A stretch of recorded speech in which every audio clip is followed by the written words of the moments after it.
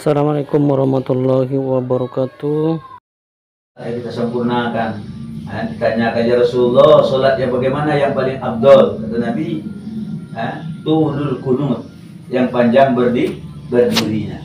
Kalau ibu dia sholat sendiri di rumah silakan panjang-panjang, tidak apa-apa. Kalau kami di masjid mungkin imamnya tidak boleh panjang-panjang. Kadang-kadang di belakang ada anak kecil, ada orang tua, ada yang sakit, ada orang sibuk. Kalau lebih ibu sendiri di rumah mau baca satu juz tidak apa-apa. Tidak ada halangan.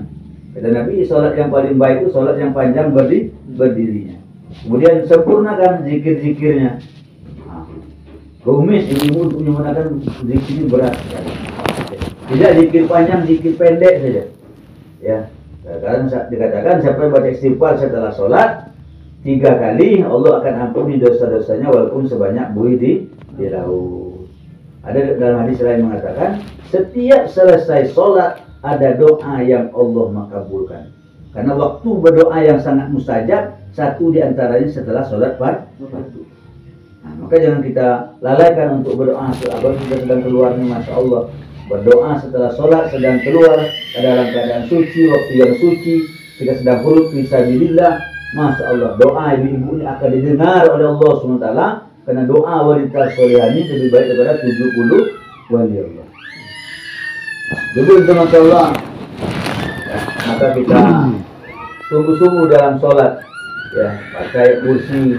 Dikatakan siapa yang baca ayat kursi setelah sholat ini, maka dia berada dalam jaminan Allah sampai sholat berikutnya.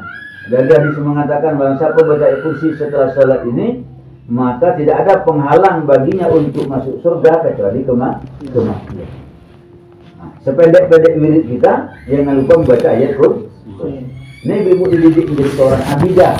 Ya, sungguh-sungguh kita di dalam sholat. Bagaimana supaya sholat kita benar lagi? Inilah pentingnya taklim di rumah kita. Taklim fadhail ini hari-hari adalah nutrisi gizi kita. Bagaimana sedangkan semangat kita dengan hari-hari kita membaca taklim fadhail. Kalau hari-hari kita baca taklim fadhail ini nanti dikatakan dalam sebuah makalah itu, orang yang hobi baca filsafat maka hatinya akan terasa. Tapi orang yang hobi membaca Quran dan hadis Nabi, maka hatinya akan lembut. Dan kita membaca, Masya Allah, taklim di rumah kita ini, kita mengundang malaikat ke rumah kita. Bagaimana malaikat yang bisa masuk ke rumah kita? Caranya dengan taklim. Walaupun kadang-kadang masih ada penghalang di rumah kita nih, malaikat tidak mau masuk ke rumah kita. Mudah-mudahan Allah bersihkan rumah kita. Ibu sudah ikut dakwah ini, ingat-ingat kalau kita pulang nanti, ya. Dan satu hadis dikatakan malaikat tidak mau masuk ke dalam rumah yang ada apa? Gambar makhluk hidup. Ini rumit betul kita. Ya. Kadang-kadang masih ada karena tersimpan. Itu pada rumah lumayan dulu. Simpan. Saya pernah dengar kisah Keuzeron, ya, silaturahmi ke Malang. Dia cerita ke rumah seorang jenderal. Begitu masuk ke rumah ini, Masya Allah, jenderal ini mengadu kepada almarhum Zeron. Karena di rumah ini selalu galau berbahasa kita ini. Ya, dah pernah aku di rumahnya. Kurang uang, kurang ini, kurang itulah. Maka kayak udah katakan, izinkannya katanya kita simpan ini gambar. Gambar gajah bagus sekali dibeli di Thailand katanya. Begitu selesai disimpan, 1 minggu setelah itu, Masya Allah, dia datang ngasih tahu rumah kami sudah damai. Ini kisah nyata hadirinnya teman-teman. Maka kita pun berniat, orang Yahudi memang berusaha apa saja gambarnya, kasih gambar makhluk hidup semuanya, kotak sabun, sampo, apa semua gambar makhluk. Kita tahu tuh supaya rumah kita jauh dari malaikat rahmat. Maka kita pun berusaha, jangan sampai gara-gara satu orang kita, ya, satu rumah terhalang dari rahmat Allah Subhanahu wa Ta'ala. Begitu Allah, maka hidupkan taklim. Ya, taklimnya Masya Allah banyak kisah-kisahnya di dalam taklim ini.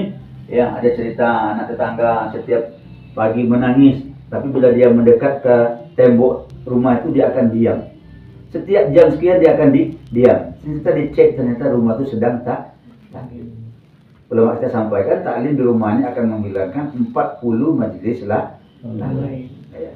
Nanti kalau kita hidup taklim di rumah kita ini, mohon maaf, berita dunia itu tidak semangat lagi kita nonton ada. Apalah yang ditonton berita-berita dunia ini? Dari itu-gitunya. Orang perang, orang kawin, orang cerai, orang terpeleset, sakit. Nah itu aja beritanya kan. Hmm. Nah, dari dulu ya itu beritanya. Nah, ini sebentar lagi berita orang jadi presiden, nanti turun jadi presiden, demo, itu aja berita dari dulu. Ya.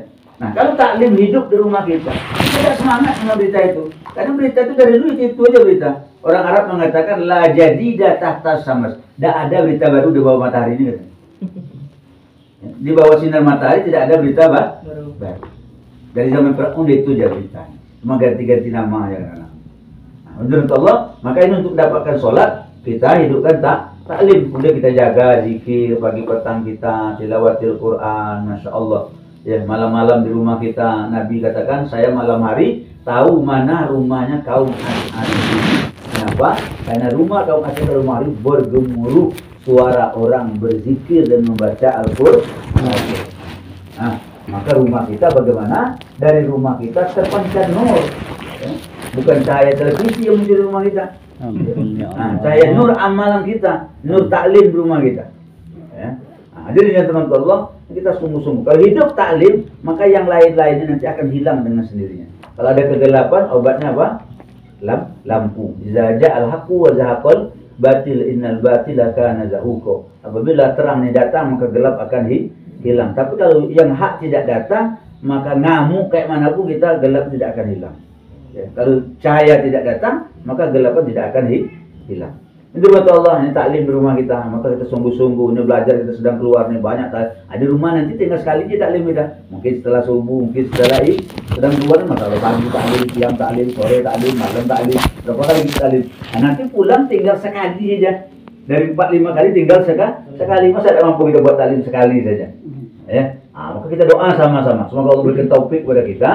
Ya, sehingga nampak bekas kita keluar dari 10 hari 15 hari apa yang hidup, taklim hidup, ya, makan cara Nabi, berpakaian cara sunnah, nampak perbedaannya. Jangan sampai kita pulang mulai hari nanti nol aja nilainya, jangan. Ya, nah, bicara kita mulai lembut dengan suami kita kasih sayang, dengan anak kita kasih sayang. Firman Allah, ini tadi apa? Masalah taklim di rumah kita. Kemudian kita duduk dalam taklim mahala. Taklim mahala ini bagi ibu-ibu pentingnya seperti malam markas bagi laki-laki. Nah, kita nanti ya khususnya Limun ya. Nah, di sini mudah-mudahan kita hidupkan taklim mahala kalau sudah ada orangnya nanti. Supaya kalau belum ada ya dikeluarkan. Sekarang untuk taklim mahala ini 2 orang 15 hari atau 10 hari dan 2-3 orang yang sudah 3 hari baru dibolehkan hidup taklim mahala. Ibu terhormat Allah, maka target kita dengan ibu dikeluarkan apa? Itu salah satunya. Menjadi abidah, seorang ahli ibadah. Ya. Masya Allah. Katanya istri-istri sahabat dulu, sahabiah-sahabiah, ada yang tidak hafal lorong di kampungnya. Saking jarangnya dia keluar rumah. Tidak hafal lorong di kampungnya. Jadi kita yang di kampung kita, lorong pada yang gini kita hafal. Nah, kenapa? Karena hari-hari kita gentayangan mungkin, ya, hafal semuanya. Habibur Allah, ini kita niat sama-sama azam, ya, bagaimana kita menjadikan baiti jannati rumahku surgaku. Artinya kita betah di rumah karena rumah ini jadi surga. Itu pada betah di surga. Ya. Nah, kalau tidak betah itu rumahnya belum jadi surga, masih neraka rumahnya, pada betah di rumahnya. Ya. Kenapa jadi neraka? Nah, karena masih banyak amalan yang belum kita sempurnakan. Ya. Nah,